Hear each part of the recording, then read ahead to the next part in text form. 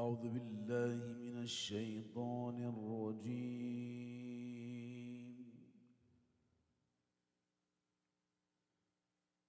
بسم الله الرحمن الرحيم.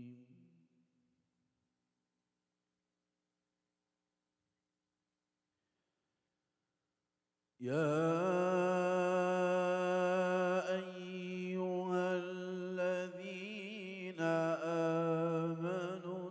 اتقوا الله ولتنظر نفس ما قدمت لغد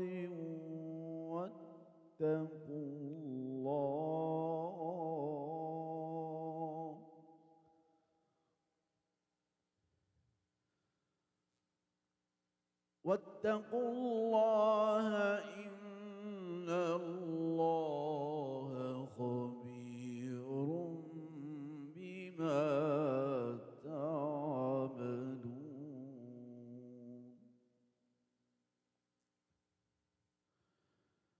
ولا تكونوا كالذين نسوا الله فأنساهم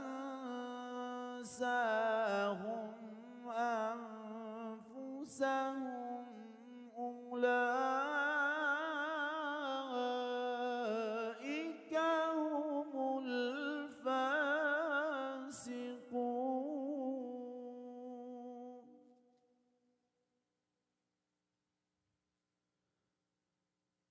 لا يستوي أصحاب النار وأصحاب الجنة.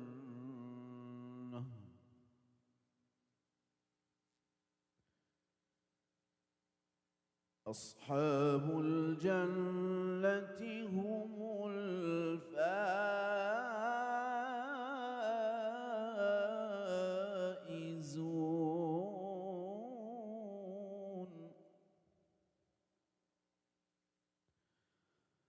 لو أنزلنا هذا القرآن على جبل لرأيته خاشعا متصدعا من خشية الله.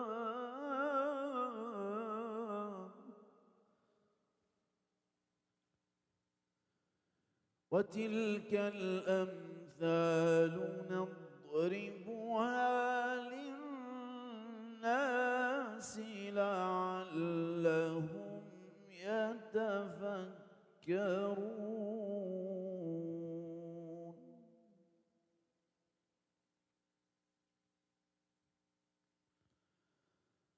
هو الله الذي لا إله إلا هو عالم الغيب والشهادة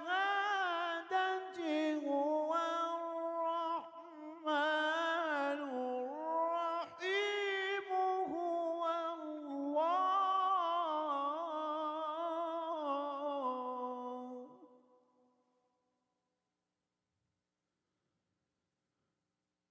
هو الله الذي لا إله إلا هو.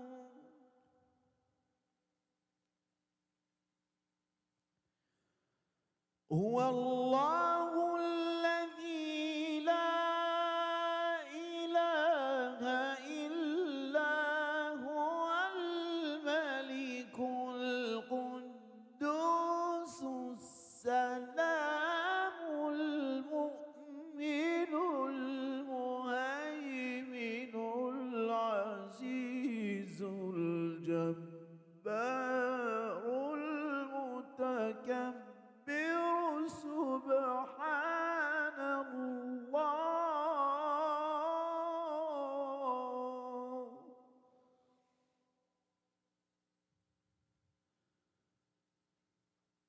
سبحان الله عما يشركون.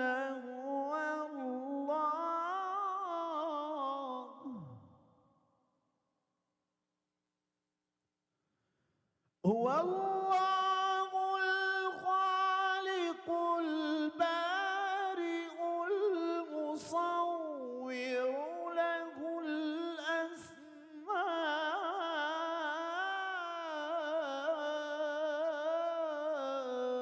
الحسنى.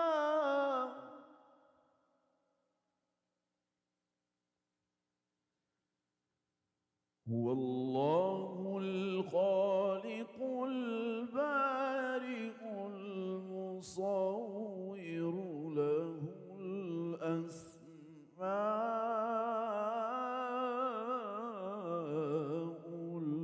الحسنى.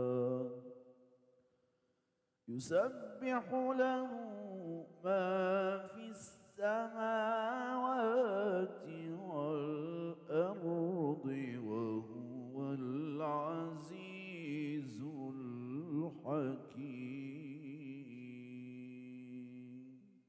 صدق الله العظيم. الفاتحة.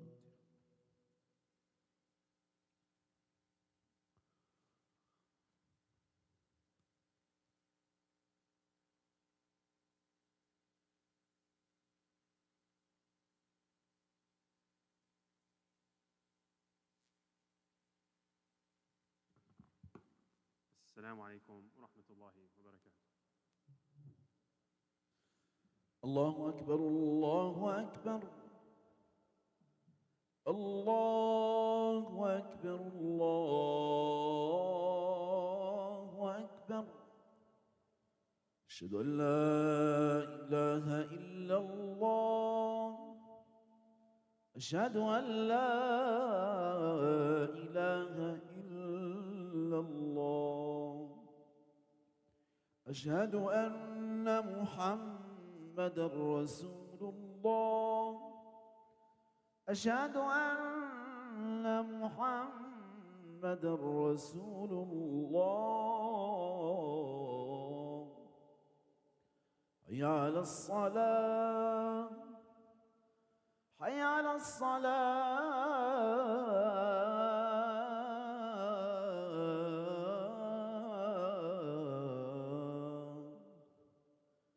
حي على الفلاح، حي على الفلاح.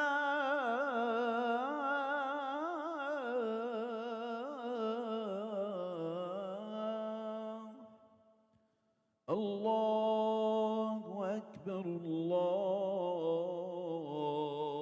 الله أكبر. لا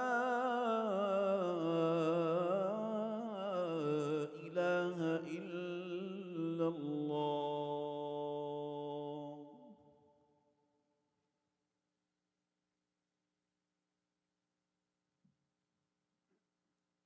إن الحمد لله نحمده ونستعينه ونستغفره ونؤمن به ونتوكل عليه ونعوذ بالله من شرور أنفسنا ومن سيئات أعمالنا. من يهد الله فلا مضل له ومن يضلل فلا هادي له، وأشهد أن لا إله إلا الله وحده لا شريك له، وأشهد أن محمدًا عبده ورسوله. يقول الله عز وجل في كتابه الكريم بعد أن أقول أعوذ بالله من الشيطان الرجيم: يا أيها الذين آمنوا اتقوا الله حق تقاته ولا تموتن إلا وأنتم مسلمون. أما بعد، السلام عليكم ورحمة الله وبركاته. For today's khutbah, I want to preface it with a couple of hadith that'll kind of set the stage for what we're going to talk about today. They're quite famous stories, actually, more than hadith that you'd expect. So the first is about this woman who's in a really bad line of work. And one day she's walking back from work and she sees this dog, and this dog is panting, it's so thirsty. So what does she do? From the love in her heart, she goes to the well, gets some water, brings it to the dog. And as the Prophet ﷺ explains, from this act of mercy towards an animal, she's granted Jannah. And then another similar story. There's a woman that the Sahaba asked the Prophet ﷺ about. They said this woman had a cat in her house, but the thing is she kept it caged up. And she wouldn't let it go out to hunt, wouldn't let it go out to eat. So eventually this poor cat died from starvation, from essentially a slow, torturous death. So So they asked the Prophet ﷺ, what's the situation with her? He said, she's going to go to hell, the way she tortures this poor animal. Now, I only give these two stories to say what? This is the level of love, of dignity we give an animal. An animal which, by the way, doesn't really have a ruh like a human does. On Yawm al-Qiyamah, on Day of Judgment, it's not going to sit there thinking, oh, am I going to go to heaven or hell? They don't have to worry about that type of stuff. But this is still the level of dignity, honor, rahmah we give to an animal. So what do you think of a human? What do we think of us, souls that Allah created with a special status? And it's interesting because the secular world agrees with this 100%. When it comes to animals, just substitute animal for dog, then immediately you see it. They cannot imagine harm to an animal. And you see this a lot in sports, by the way, the dichotomy. You have people like Michael Vick, convicted for dogfighting, kicked out of the NFL, served jail time, and rightly so, we would agree. Yeah, you can't do that to animals. But then you have not just like one athlete, a plethora of athletes who have domestic abuse charges, sexual abuse charges, all these types of abuse charges against them, and they're still on the playing field. Why? Well, we got to see his contribution on the field. Well, we'll give you a small suspension, slap on the wrist, fine. When it comes to the animal, the world's united.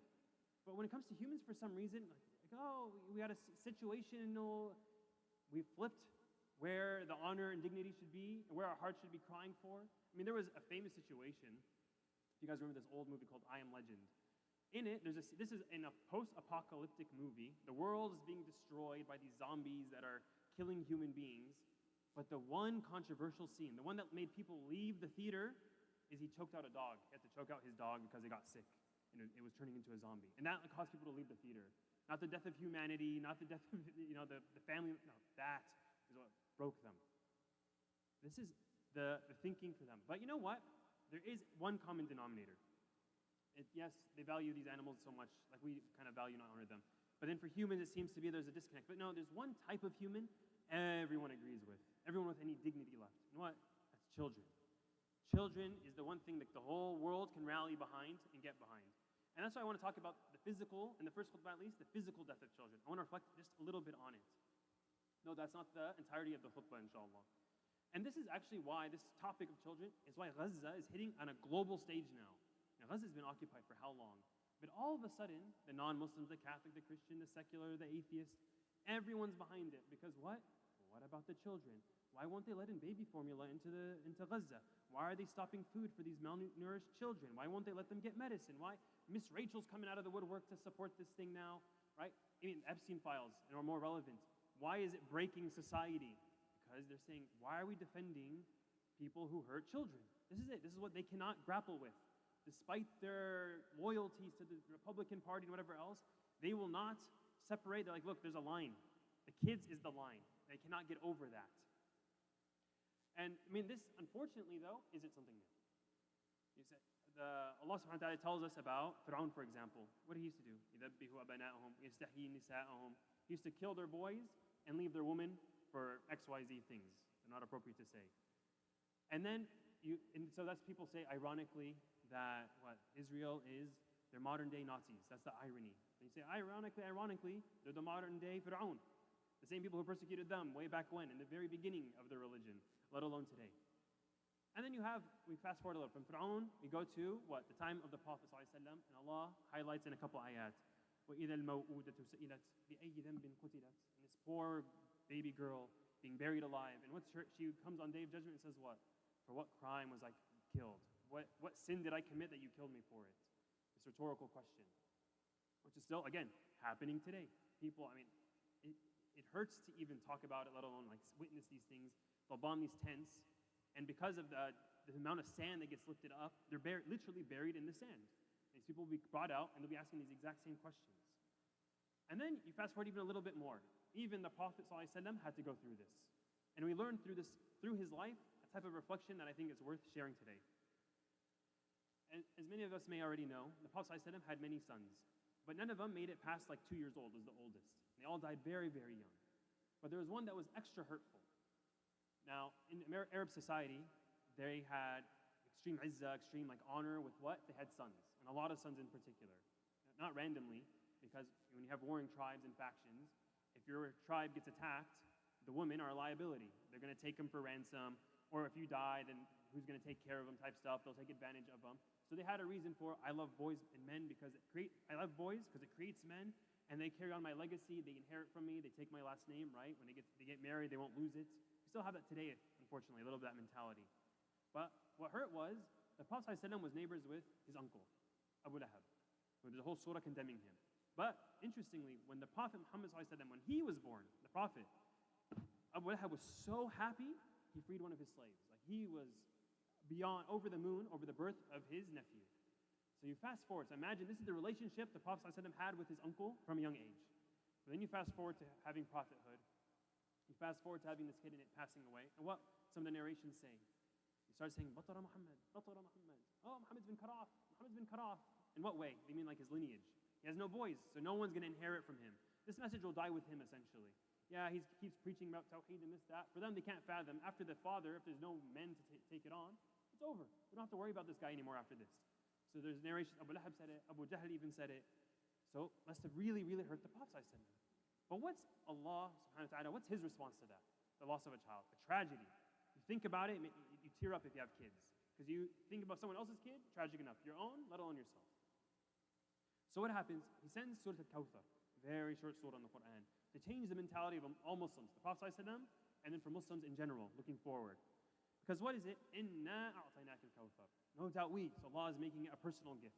I've given you al-Kawthar, being something kathir, a lot. And it's open-ended. Some narrations say it's a river in Jannah, in paradise. That's great. Some people say it's the Quran. Some people say it's the gifts the Prophet was given in his lifetime.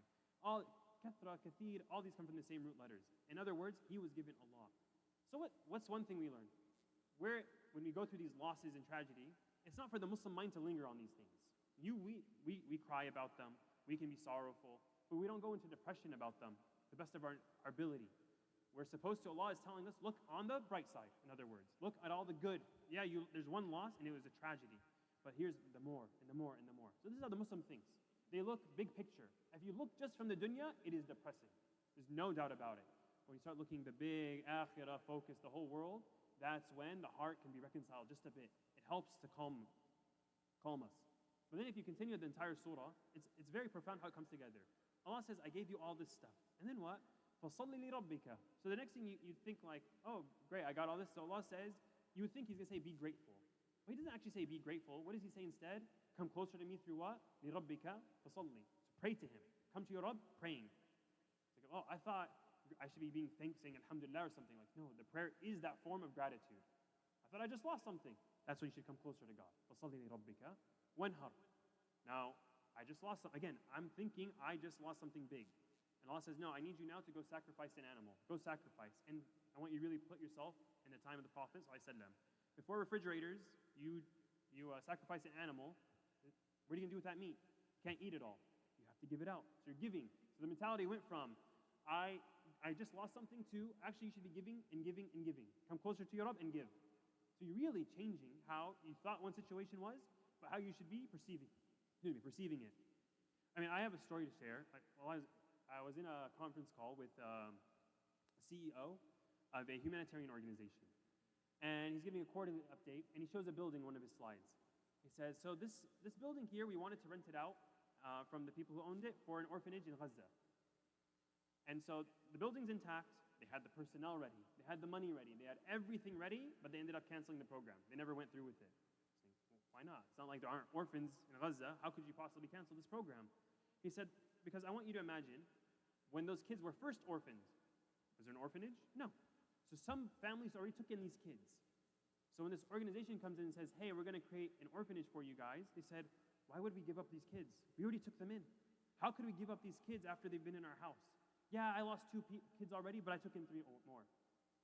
The reason the program ended was because these people couldn't imagine giving up the children. They give, and they give. يُؤْثِرُونَ عَلَىٰ أَنفُسِهِمْ وَلَوْ كَانَ بِهِمْ خَصَاصَةٌ. They give and prefer others even if it's to their own loss, own detriment. This is how a Muslim thinks. Because we don't have a scarcity mindset. I would think to myself, I just lost something. Start hoarding, start keeping all the resources together. But I was telling you, like, actually, He's the giver of the kawthar, so much stuff you can't even count it. So give. Don't worry about it. Allah is the one who provides.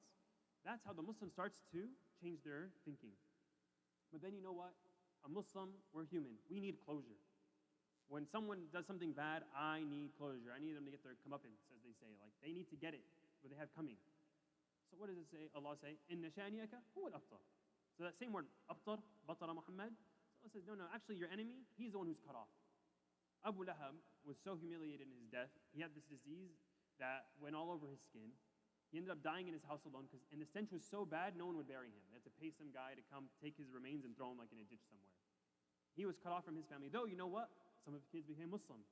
Abu Jahl, who may have said the exact same thing to the Prophet ﷺ, he was cut off. One cut out on the battlefield. But then his kids, Ikrimah ibn Abi Jahl, he became Muslim. So these people thought, because they only look at the dunya, they think lineage and how your legacy moves on is through my kids in the physical. And Allah is showing these guys physically were cut off, they were spiritually cut off, but the legacy and the spirituality and the deen of Muhammad ﷺ moved on without the sons. This is how the Muslim thinks. We don't look at just the dunya, though we do everything we can in our capacity in this dunya. But we always look big picture. We look akhirah focused. We look at everything in totality. And that's the only thing that can reconcile you, because I swear to God, if you look 2 years, everyone here knows, I don't have to explain it. Too many videos, too much destruction, too much hurt. If you look at it in isolation like that, the heart can't take it. So you need something, you need an outlet. And Allah provides that in this short surah. But if I said the entire khutbah was, kuffar don't value kids and Muslims are so much better, and that's the khutbah, not that profound a message. Some of you guys may have already knew that anyway, right? So I think in the next khutbah, I talked here about the physical death of children. But I really want to talk about the greater death, and that's the spiritual death of children, and that's be, inshallah, more relevant to our society here in Southern California.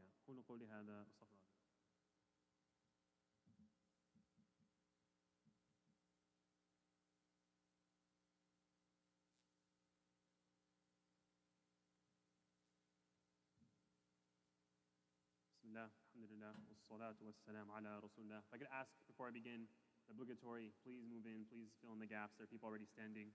Inshallah, won't be that much longer of a khutbah. But if you could fill in anything so that people standing can get inside. Jazakumullah khairan.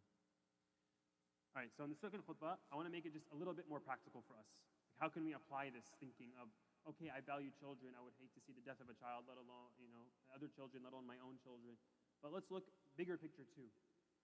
I want to give you guys a quick hypothetical.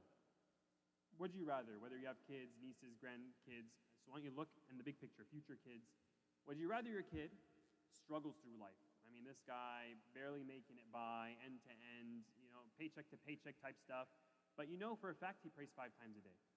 He's actually a recipient of zakat. It's not good for him. He's not going to be making hajj anytime soon, financial difficulties. But this guy prays 5 times and he's a good Muslim. That's it. And then one day he tragically dies of an accident, when like a building collapses on him, a stomach flu, drowning, so he dies shaheed. Let's just say that. He dies shaheed. Struggled through life, but it looks like he lived his life decently and then he left in a good place. That's one kid. But how about the other kid that I think sometimes we aspire towards without realizing it? The other kid, mashallah tabarakallah, is the #1 surgeon in America. Everyone sings his praises, whether it's the Muslims and the non-Muslims. Everyone loves this man and what he does and contributes to society. But you know what? For a fact this kid is never waking up for Fajr. You know that. For a fact that in Ramadan, he fasts when he feels like it, when he's not feeling too tired. And when this guy dies, everyone says, what a tragedy. I can't believe what an asset we lost here. Couldn't have happened to a better person. Like these guys, everyone's going to mourn this person. But which kid would you rather have? And that's a very difficult question. Now it's a multiple choice. Everyone knows the answer here. I know that. But is that how we're raising our kids? Is that the values we're instilling in them? And so I want us to really align our actions with what we know to be the answer. So like right now the answer is here in the brain, the mind. We need to move it to the heart.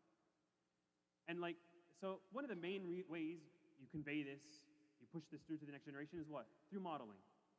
Many of you already knew the answer to that. And I'm not going to sit here acting like I'm a professional parent. My eldest kid is 6 years old. People in here have kids older than I am. So I'm not going to sit here talking about parenting like I know everything. But there is a baseline. There's a minimum that we can talk about that's universal, age or otherwise. So I'm going to make it very, very on the nose. Number 1, and especially there are kids here today because it's summer vacation. When your kid hits puberty, do you pull your kid out for Jama'ah? Do you take your kid. Yes, every day, every Friday at 5th period, he has a math quiz. We know this. Who cares? You're going to pull him out. Because you know what it's showing? You're demonstrating where the value is. You're going to explain to your kid, I know you have a quiz every single Friday. And I know you're going to have to make it up afterwards and you waste one of your recesses, waste a lunch on this. I know that. And I know the khutbahs aren't even that good. Let's throw that out there too. But you know what? The only reason I want to bring you here is because this is where the true value is. I want to show you as my child, yes, you can get straight A's or not get straight A's, but wallahi, if you don't make Jama'ah, I'm not going to be happy with you. That's showing the spiritual, pushing it to the next generation. Kids, everyone knows, kids are smarter than they look. When we were kids, we were really clever and smart. We all knew that. And then when we have kids, we see how they try and manipulate and how clever and smart they are. Don't underestimate the implicit messaging. Don't underestimate what they see implicitly through you doing or not doing something. Do you wake your kids up for Fajr? Quite obvious. Oh, Maskin, he has a test this morning. Oh, he has finals week. I wouldn't want to disturb him. I need him to get his sleep.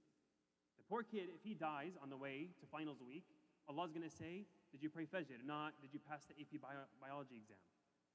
These are, it sounds funny when you word it like that, but this is the true reality. This is how we're raising our kids, unfortunately. And I say this as someone who's kind of raised in this way. Though my parents, they did their best, and may Allah forgive us for the shortcomings as parents. It's tough, I know that. And then we hear other people, oh, don't go to MSA, don't go to Muslim Student Association, focus on your studies. Why? Why are we taking away from what? Oh, don't worry about meeting Muslim friends, elevating in your deen and your knowledge, maybe learning to pray 5 times a day, becoming consistent. Go focus on your schooling because med school is more important. Yeah, if you look at these doctors today, a lot of them have mental health issues, spiritually broken, and aren't praying all the time. But look, you're a doctor, you're a dentist. Look, how proud am I now? What are you proud of? That's the real question. Are you proud of the kid who prays 5, but he's struggling through life? Or are you proud of the kid who went through whatever higher education, but you're not doing the 5 daily? Where is success? Where are you showing the kids a success? Success is 5 prayers. It's that simple. It's not everything else we preach. And it's a sad reality when we have to explicitly say that. But now I know some people are thinking, well, why are we being extreme? آتنا في الدنيا حسنة وفي الآخرة حسنة. I want good in this life and the next life. Why do we got to be one or the other? We're not extremists. Now I want to give you, though, one study. These economists looked at the outcomes of 2 groups of people, both of which got into an elite school. So let's imagine we'll use Harvard as an example. These guys all got into Harvard, but for some reason, one group decided, I'm not going to go to Harvard because too far, too costly, you need to be with my family. Give them a reason. But they got into Harvard. The other group got in and went, and they looked at their long-term outcomes. They said, how did these guys do after college? And you know what they found? What was the difference? No difference. You know why? Because when you create a good student, and for us, when we create good kids, you can put them in any environment and they're going to thrive. It turns out you put him a good student in Harvard or you put him in the local community college, he's going to turn out great because he was good to begin with. And similarly, because on that note, we want kids who are good no matter where they go. Think about Islamic schools. Why do people put their kids in Islamic school? Islamic schools are prohibitively costly. I can't afford it. Most people here can't afford it. The cheapest I heard now is $1,100 a month. Yeah, that's if one kid. Imagine I have 2, 3 kids. And then you cannot, and then by the way, that's if it's nearby you. Maybe I have to commute 30 minutes each way. That's just a drop off, go back home. Pick them up, go back home. And that's without the traffic. It becomes crazy to think about. But why are we doing it? There's a very beautiful thing behind it though. They are doing it because they want their kid in a Muslim environment. They want him around other Muslims. What's the prayer? What's the hope? I hope that by being by other Muslims, even if the education's not that good, even if I can barely afford it, I'll sacrifice for it. I want him to be with other Muslims so he turns out to be a good Muslim. And that's beautiful. We don't want to take away from that. But there's an issue with schools. And so we have very fragile relationships, very fragile children, you may notice. You say, why are these kids they break over nothing? Because schools are divided by age. And you find that, if I get mad at my mom or my dad, I could, as a kid, you guys know this, Mom, I hate you, I don't want to talk to you ever again, slam the door in her face and go to my room. And you know what, I'm going to come out 10 minutes later and say, Mama, wallahi, I'm very sorry. I was just so hungry and I don't know what got into me. That relationship is strong. It will not break. I could yell and scream and it won't break. And that's something you can only learn from looking upwards, looking at a mentor, looking at someone else. Unfortunately, kids are always with their age group, so what are they seeing? Oh, he texted me something, he said something mean to me, I blocked him on my phone. I never want to talk to him ever again. And they won't talk ever again. You find it's very easy for them to move on. Why are they so fragile? Because they are looking for a mentor, but the problem is all their mentors are their same age. No one has the wisdom. So yes, Islamic school is one thing, but we're missing something. We're missing an ingredient. We want them to have mentors, someone cool to look up to. And I say that word intentionally. They look also at other studies at like, why do people smoke? Look at the pack of cigarettes. It says, cancer warning, here's a picture of lungs decaying. And now, it used to be cigarettes, now it's hookah, now it's vaping. Why do people do it? Knowing all the harms. Because they look, why do you start smoking? I saw someone cool smoking and I wanted to be cool too. That's it. It's a cool vibe and I wanted to emulate that. I wanted to be like that cool guy. My cousin was smoking, he was so cool and I wanted to be like my cousin. It's as simple as that. And similarly, Islam, this deen, and here, especially in the West, your kids will gravitate towards it if they find someone cool who's Muslim. It seems so simple, but it's as simple as that. When you take your kids to like these Islamic camps, like I still remember going to a few camps. I am not from a big Muslim community, by the way. I'm from Reciter. There's barely any Muslims at the time. Most of the Muslims who were there were owning liquor stores and like doing shady financial dealings, right? Like it's not necessarily like the greatest Muslim environment. But you know what? I went to like one conference in Fresno, and then I went to like one camp thing later in college, and I saw this guy. And you know what it was? He gave Islam, quote unquote, the cool card. He's praying his 5 prayers. He doesn't mess around with the deen, but he's so funny. He's outspoken. He's a great leader. He's awesome at sports. And you look at it, you're like, man, I didn't know that was possible. I've never seen it emulated. I would love to be like that. And then you aspire to be like that. It's that simple. I mean, funny enough, if you want your kid to be the greatest da'i, the greatest caller to Islam, you make him the greatest soccer player on earth. I mean, it's a simple. If Cristiano Ronaldo converts tomorrow, he's the greatest da'i of Islam. And we know that for a fact. Muhammad Salah, minus Christmas, would be great. Like, this would be amazing for the deen. He's good. I'll forgive him. But like, I just want to illustrate a point though, that the influence is there. It's very easy. It's because the cool factor. He has, to his credit, he has little kafir white kids making sajda as a celebration. That's mind-blowing. That's the influence these people have. So if you make it cool, you make it that. But where do we find these people? There are youth groups, by the way. Like, okay, Islamic school is like way too expensive. There's a lot of youth programs. I'm pretty sure there's one here. Mission Viejo has, ICY has. All these masajid have it, and they're free. Those are the free ones. So, okay, I can't afford Islamic school. Put him in a program. The youth leader is usually the quote-unquote cool guy. He shows Islam. He's like, wow, he's a working professional. He understands the lingo. He doesn't have an accent. Like, that's how your kids are thinking, by the way. That draws them to Islam. Don't let it pass you by. There's conferences. Now, like, I'm not a part of this organization, but there's going to be an org handing out flyers for their youth camp. It does have a cost. But, like, where are we putting our money? Do I put them in a week-long STEM program here in Southern California? Or do I put them in the camp for a weekend where they're going to be with Muslims, playing sports, seeing other people, and just seeing a different flavor of Islam? Show your kids where the worth is. Sadly, like, this different, in some youth camps I've heard, there's financial aid. And these people will ask for financial aid knowing they don't need it. And they'll be dropped off in these really expensive cars, saying, I could only afford $50, brother. Please, let us go to this camp for my kids. Being dropped off in a Mercedes and BMW. It's like, the kids aren't dumb. They know, like, Dad, you could afford this, but you don't value it. You do not show the value of where you're putting your money. So whether it's this camp or another, I'm not associated, but I can endorse it. And some of the khatibs here actually are a part of it. So I want you to think, whether it's this or something else, find something for your kids. Find something, find a mentor, pray for a mentor. That's the best we can do. And I'll end with this. What did the Prophet ﷺ leave behind? Was it money? Was it books? It was men. Men to be emulated. Men whose stories we read till today. They saw the Prophet ﷺ and emulated him. And then the next generation came and emulated that generation. And it kept going and going. This is the ummah of Rasulullah ﷺ. People, we are a ummah that's connected through an isnad. We go back to the Prophet ﷺ. So I want you to remember that as you raise your kids, you see your nieces and nephews and granddaughters and grandkids, just keep that in mind and try and create an environment wherever you can. So I ask Allah subhanahu wa ta'ala to help protect our kids, the kids of this ummah. Allah forgive us. Allah forgive us because we have not done enough. Ya Allah forgive us. Help those who want kids, they don't have kids, may Allah help them and bless them with a beautiful family. May allow us to raise them right. May Allah hold accountable. Just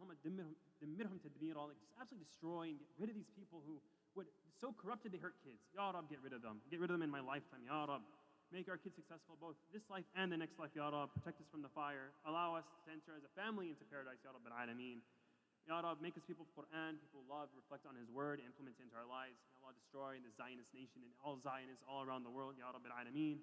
Anyone going through financial difficulty, Ya Rab, make it easy on them. Anyone who's sick, Ya Allah, cure them, help them through it. Anyone who's passed away, Ya Rab, open up their graves and allow us to join them in Firdaus al-A'la. إن الله وملائكته يصلون على النبي يا أيها الذين آمنوا صلوا عليه وسلموا تسليما اللهم صل على محمد وعلى آل محمد كما صليت على إبراهيم وعلى آل إبراهيم في العالمين إنك حميد مجيد وأقم الصلاة.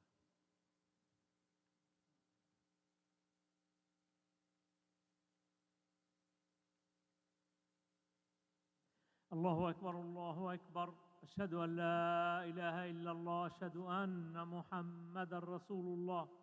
حي على الصلاة، حي على الفلاح، قامت الصلاة قد قامت الصلاة. الله أكبر الله أكبر، لا إله إلا الله. ذلك لا إله إلا الله محمد رسول الله، عليها نحيا وعليها نموت وعليها نلقى الله. استقيموا واعتدلوا تراصوا ترحموا، رحم الله امرأ ساوى نفسه. الله أكبر.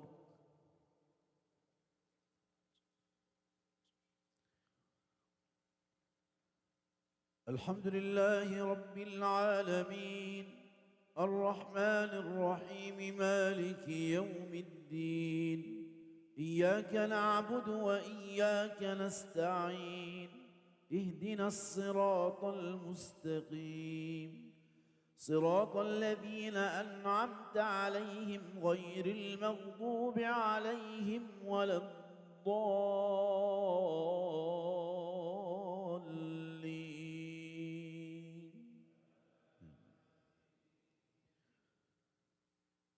تبت يدا أبي لهب وتب، ما أغنى عنه ماله وما كسب، سيصلى نارا ذات لهب وامرأته حمالة الحطب، في جيدها حبل من مسد. الله أكبر.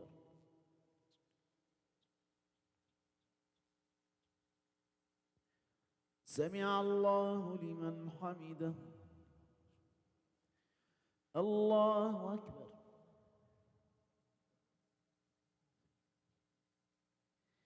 الله أكبر. الله أكبر. الله أكبر.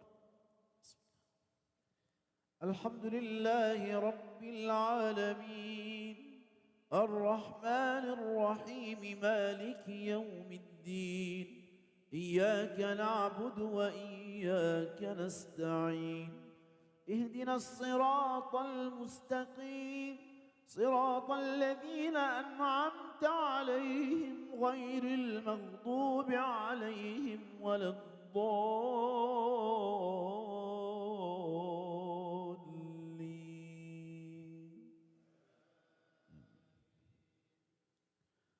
قل هو الله أحد الله الصمد، لم يلد ولم يولد ولم يكن له كفوا أحد. الله أكبر.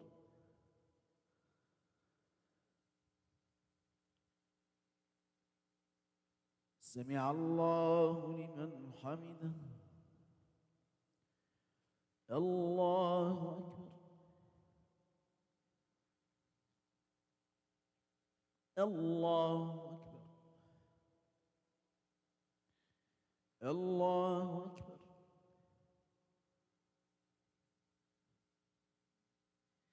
الله أكبر.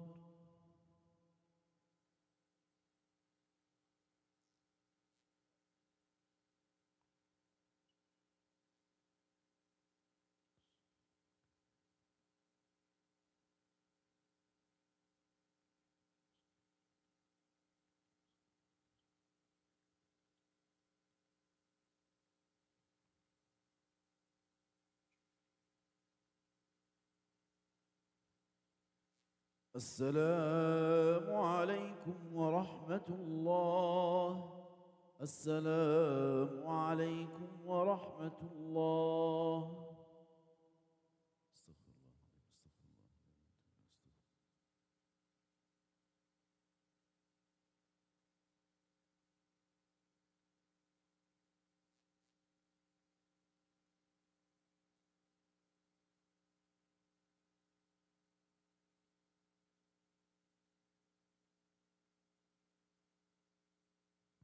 السلام عليكم ورحمة الله. اللهم تقبل منا صلاتنا واختم بالصالحات أعمالنا. I just want to thank Brother Munir for this beautiful khutbah, mashallah, and we ask Allah subhanahu wa ta'ala to be among those who follows the steps of our Prophet Muhammad alayhi salatu wasalam and the role model of the Prophet alayhi salatu wasalam. Just a quick announcement, Salat al-Fajr is going to be at 5 o'clock, and Salat al-Isha remains the same for now. Maybe by next week we'll change it, inshallah. We do need volunteers for outside for Salat al-Jum'ah. And just, to make sure the parking is legal, we're not bothering our neighbors, because we do have a lot of complaints from next door businesses. So if you are willing to do this, one person once a week for about an hour, please see us at the office and leave your name and phone number, inshallah. Don't forget your masjid, and thank you so much. Assalamu alaikum.